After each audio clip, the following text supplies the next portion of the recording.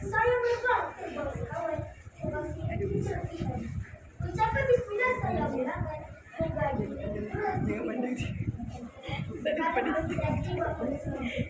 Kombinasi intelektual, kami memberi seterusnya saudara dan saudari umat di Malaysia. Marilah kita menghayati dan bersuri audiens saya yang bunyi kesan penggunaan TikTok dalam kalangan masyarakat. Menurut kamu terbalik edisi keempat, kesan bermaksud sebagai keadaan daripada suatu kejadian sama ada baik atau buruk. Manakala penggunaan TikTok disarankan menggunakan aplikasi TikTok untuk menonton video-video yang durasi 3 minit ke bawah. Masyarakat pula membentuk kepada sebuah komiti untuk terdiri daripada pelbagai lapisan, umur, agama dan bangsa. Justru tajam pidato saya pada hari ini membawa arti penggunaan TikTok mampu menjadikan impak yang positif dan sebaliknya dalam kalangan masyarakat tanpa mengenal umur, agama dan bangsa. Mengutip data terkini yang dibuka oleh Statista tentang penghujung Januari 2023 yang memperlihatkan Malaysia mempunyai seramai 19.3 juta pengguna aktif pada platform TikTok. Ini sekaligus meletakkan Malaysia sebagai antara 20 negara dengan angka pengguna TikTok yang tinggi di dunia. Hadirin yang dikasihi, strategi pertama saya, TikTok menjadi platform untuk menimba ilmu. Penggunaan aplikasi TikTok sebagai satu ruang konsep pelbagai ilmu bukan sahaja bermanfaat guna pelajar, tetapi masyarakat umum yang menjangkau tanpa mengenal usia dan latar belakang. Hal yang demikian dapat dilihat setiap kandungan video menampilkan kaedah pembelajaran ringkas, kreatif, padat dengan fakta yang penting untuk dipelajari dan dilayani serta menjadi pengguna. Contohnya, seorang guru bahasa Inggeris di SMP menghafal buah Kota Baru Kelantan iaitu Ahmad Syarul Azhari Ibrahim atau dikenali sebagai Syahsai dalam kalangan pengguna TikTok. Beliau memanfaatkan platform itu dengan mengajar bahasa Inggeris melalui perkongsian pelbagai tips dan seni tata bahasa seputar cara membina ayat dengan melibatkan penyertaan daripada pelajar. Impaknya, kedua video singkat dalam sesi 3 minit ini sangat membantu dalam menyampaikan maklumat agar lebih mudah difahami. Hadirin pemegang amanah bangsa, peramati saya yang kedua, aplikasi TikTok memberi peluang usaha kecerdasan yang kreatif dan dapat menunjukkan bakat dan peluang. Contohnya, bakat menyanyi, menari, laut jerapah dan sebagainya. Namun kini, aplikasi ini bukan hanya dirilis untuk hiburan semata-mata. Apabila ramai pendapat usaha telah mempunyai akun TikTok dan menghasilkan video pendek untuk penyebaran ilmu agama dan dakwah dalam bentuk yang lebih menarik sehingga mendapatkan penilaian yang tinggi. Contohnya, pendakwah yang ceramah bebas Ustaz Wadi Anwar yang mempunyai lebih 1 juta pengikut menerusi aplikasi itu. Platform berkenaan mampu mendapat hubungan masyarakat khususnya golongan remaja dan mendekatkan diri mereka kepada ilmu dan aktiviti keagamaan.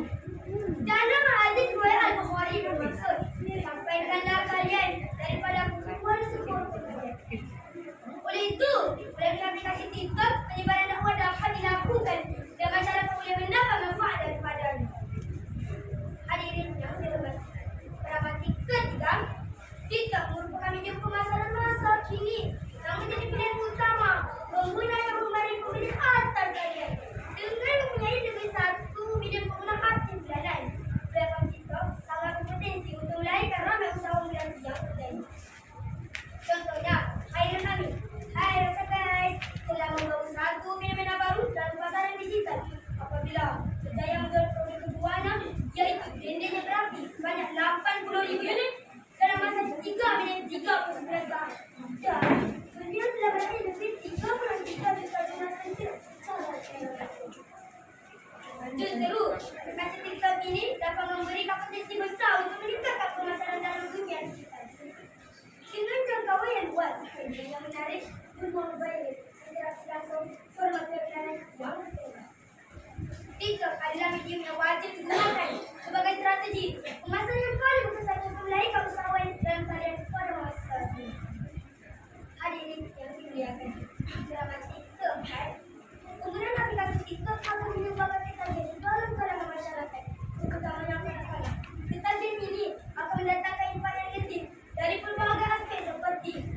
akal, rohani, dan emosi.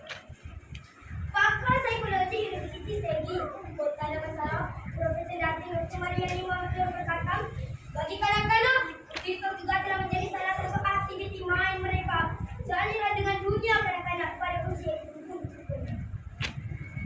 Justru sekiranya salah gaya penggunaan aplikasi itu, di samping membuat atau mengambil ketentuan yang salah, ia boleh meninggalkan impak negatif. Contohnya, cara mereka berfikir, cara mereka mempamerkan tingkah laku, malah cara mereka meluapkan perasaan dan komunikasi sama individu lainnya. Hadirin yang dikasihi, komunikasinya setiap perkara di dunia ini ada baik dan buruknya. Namun begitu, kita seharusnya menjadi pengguna yang bijak dan akal fikir yang waras dengan sebab teknologi sosial. Penggunaan teknologi terutama yang telah membawa banyak faedah kepada kita.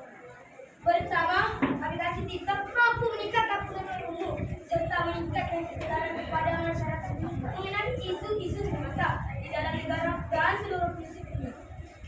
Kedua, aplikasi TikTok bertanggung jawab dalam mempengaruhi sebagian besar kehidupan manusia seperti tabiat makanan atau makanan yang telah jauh berserasa terutama yang berkembang. Ketiga, aplikasi TikTok mampu menyampaikan nasihat, mengajar dan panduan yang unik. Akhirnya, dapat disimpulkan bahwa kesensitifan kepada masyarakat adalah bukan kepada keinginan manusia. Kita sudah dapat teknologi menunjukkan kemajuan sama di diri ini. Kerjasama manusia menggunakan ke arah kebaikan dan kejayaan. Pergi ke pekan mencari kebaikan, cari kebaikan akan kebaikan, cari kebaikan akan kebaikan.